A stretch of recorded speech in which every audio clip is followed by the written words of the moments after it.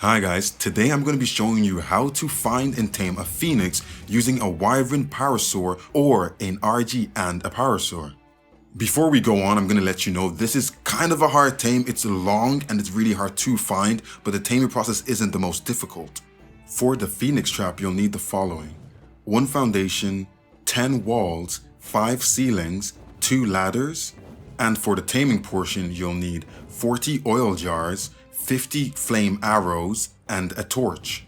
If you can bring more oil jars, please do, because depending on the level of the phoenix, it might take a little bit more. Once you have all of these, set your parasaur's detection on and set it to turret mode. Now pick it up with your RG or your wyvern. I like to do this with the wyvern because it's just a little bit faster. Now you can fly around the map and let your parasaur ping dinos. You want to look for the red dot on the floor. Can you see a red dot but there's no dino in sight? If you can, that is a phoenix. I like to do the finding portion during a heatwave because the phoenix can be seen during a heatwave, and when there's no heatwave on, you can't see the phoenix. You have to rely solely on your parasaur. So during the heatwave, you want to fly around and find the phoenix. When you found the phoenix you want to tame, you want to just wait for the heatwave to die down. When the heatwave ends, the phoenix is going to turn into a pile of ashes. You won't really see it, but here's where your parasaur comes in handy. Your parasaur is going to ping where the pile of ashes dropped because the phoenix is still there. It's just in like ash form, so you can't see it. Now for your trap. You want to place a foundation just behind where your parasaur is pinging.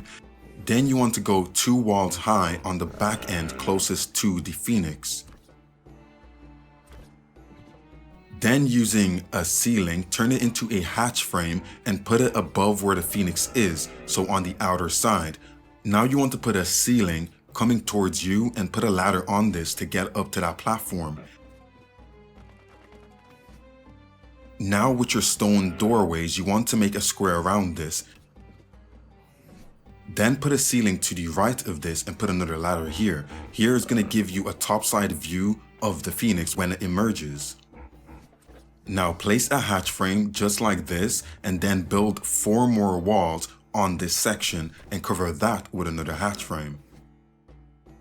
I like to make 2 squares because the phoenix sometimes spawns higher than normal and sometimes lower than normal. And when you're done, your trap should look something like this, and the phoenix should be pinging right under the rectangular structure you just built.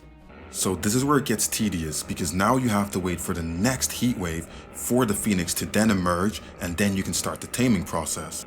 As you can see, when the next heat wave started, the phoenix re-emerged and it was in my trap, so it spawned higher than the spot it is on the floor, and now it's in the trap above.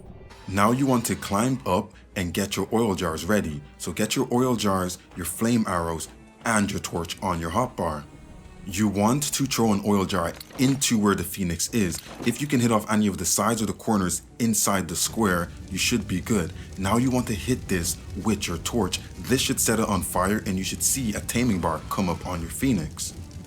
Normally I throw 5 to 10 oil jars and try to get them all lit.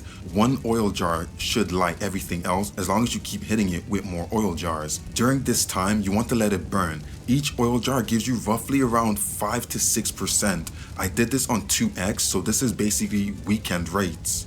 While you're letting your oil jars burn out, you want to start using your arrows and slowly pepper your phoenix, because then you're just getting free taming effectiveness. Don't worry if the heatwave ends before you finish taming. The phoenix will simply disappear back into the ground, but it will keep its taming effectiveness.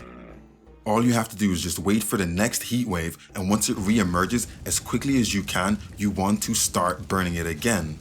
After a while, your phoenix should tame. Don't forget, during this whole process, keep an eye on your HP, because this is like a heat wave. You're going to be dying and you're right beside lots of fire, so make sure you have a lot of either medical brews or some blood packs. And yeah, hopefully just like that, you've tamed yourself a phoenix. Don't forget guys, this is actually a very hard tame and it's a very time-consuming tame. I would always advise you to do this on 2x or during an event where the taming rates are a little bit boosted. But I hope this gave you guys a little bit more insight on how to tame the phoenix, and they're very, very rare. So if you find one and it's like tameable, you might as well tame it, because you might not find one for a very long time. Don't forget to like, subscribe, and I'll see you guys next time. Pop out in the nighttime with the time. All they drink is blood, so you know that this is my time. Buffy Slayer,